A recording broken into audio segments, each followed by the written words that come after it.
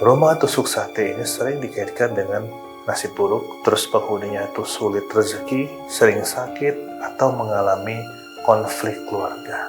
Jadi harusnya belok kanan, dia malah masuk ke dalam rumah. Tabrakan. Ketika saya melakukan ruatan, ternyata tidak ada masalah sama sekali. Jangan khawatir teman-teman, bagi yang tinggal di rumah tusuk sate, kalau menurut pendapat saya,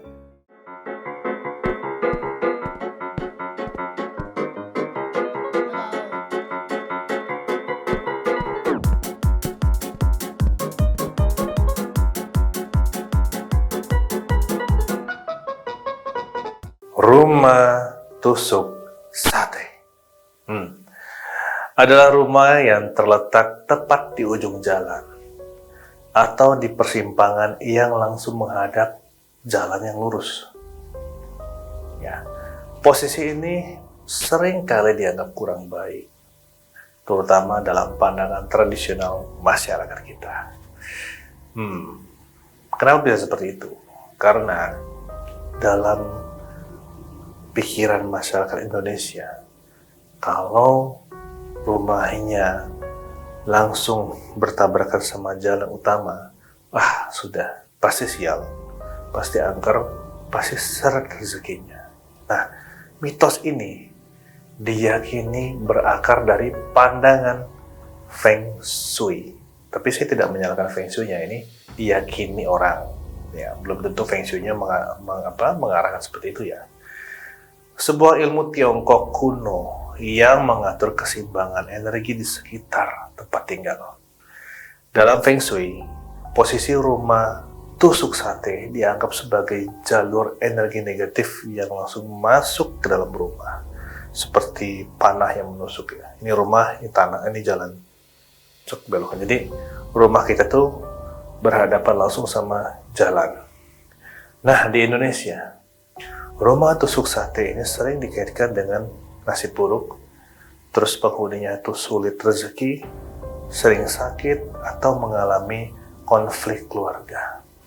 Percaya tidak percaya, ini memang terjadi dan banyak terjadi di masyarakat.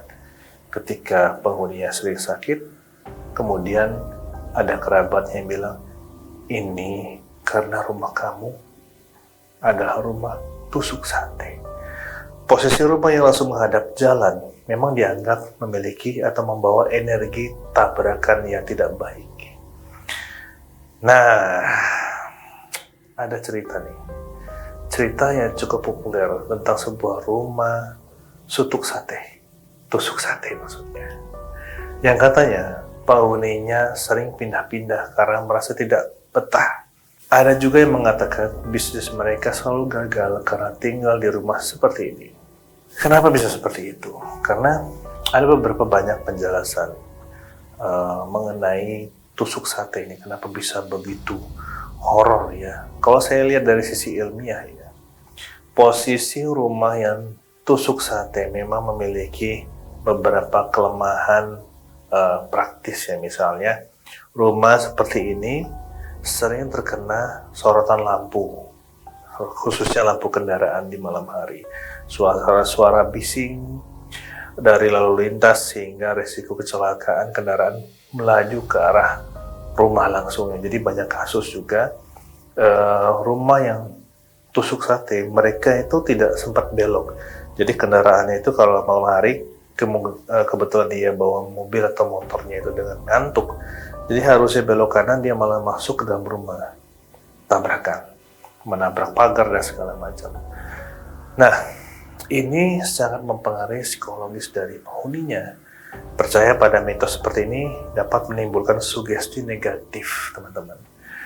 Nah, sugesti negatif ini akan semakin berkembang. Akhirnya orang yang memiliki rumah tusuk sate dianggap sial.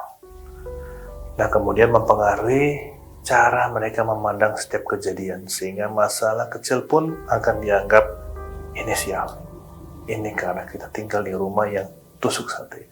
Padahal ada beberapa orang yang sampai sekarang merasa tidak ada masalah ketika mereka tinggal di rumah tusuk sate. Saya pernah membaca juga beberapa pendapat ya, tulisan dari beberapa dari pakar Feng Shui modern ya. Mereka memiliki solusi untuk masalah ini. Beberapa energi negatif rumah yang tusuk sate ini itu bisa diminimalkan. Misalnya dengan menanam pohon, memasang pagar, atau menanamkan cermin tertentu untuk mengalihkan energi negatif. Ini menurut Feng Shui ya, dan beberapa orang ada yang sudah melaksanakan. Salah satu yang menaruh cermin di pintu rumahnya. Katanya ini menghalau energi negatif. Dan percaya tidak percaya, ada beberapa yang berhasil, ada yang tidak berhasil. Mitos rumah tusuk sate memang menarik untuk dibahas. Meski sebagian orang percaya, banyak juga yang tidak menganggap itu serius. Pada akhirnya semua kembali kepada keyakinan kita dan cara kita menciptakan kenyamanan di rumah. Jangan khawatir teman-teman, bagi yang tinggal di rumah tusuk sate, kalau menurut pendapat saya, tanam pohon, terus kasih rambu-rambu yang memang mengingatkan pengguna jalannya agar segera belok atau segera mengambil tindakan jika mengantuk. Karena apa? Sebagian besar kecelakaan itu adalah keteledoran atau kelalaian dari pengguna jalan, yaitu yang membawa mobil, yang membawa motor. Ini yang banyak pelaku kecelakaan di jalan. Bahkan saya sendiri sering kali mendapatkan panggilan atau diminta bantuan untuk melakukan ruwatan di rumah yang tusuk sate. Ketika saya melakukan ruwatan, ternyata tidak ada masalah sama sekali. Mitos ini mungkin kebetulan sebagian besar orang mengalami nasib sial atau apes ketika tinggal di rumah tusuk sate yang kebetulan dihinggapi atau didiami oleh energi negatif yang berasal dari jalan. Mereka energi ini tinggal di jalan, lalu masuk ke dalam rumah. Nah, ada juga yang tidak ada energi negatif sama sekali dan tidak membuat sial. Jadi seperti rumah kayak biasa. Jadi kesimpulannya, jangan khawatir kalau rumahnya tusuk sate. Tidak selalu sial, tidak selalu membuat rezeki seret, karena semua itu ada yang mengaturnya, yaitu Tuhan yang Maha Kuasa. Bagaimana menurut kalian? Apakah rumah tusuk sate memang membawa kesialan? Atau ini hanya mitos belaka? Tulis pendapat kalian di kolom komentar ya. Jangan lupa tetap berpikir positif, jangan termakan isu, jangan termakan sugesti, berpikirlah lebih visioner, berpikirlah lebih luas tentang hal-hal yang ada di luar agar wawasan kita bertambah. Saya Kang Jeffman, terima kasih sudah menyaksikan Stand Up Mystery. Assalamualaikum warahmatullahi wabarakatuh.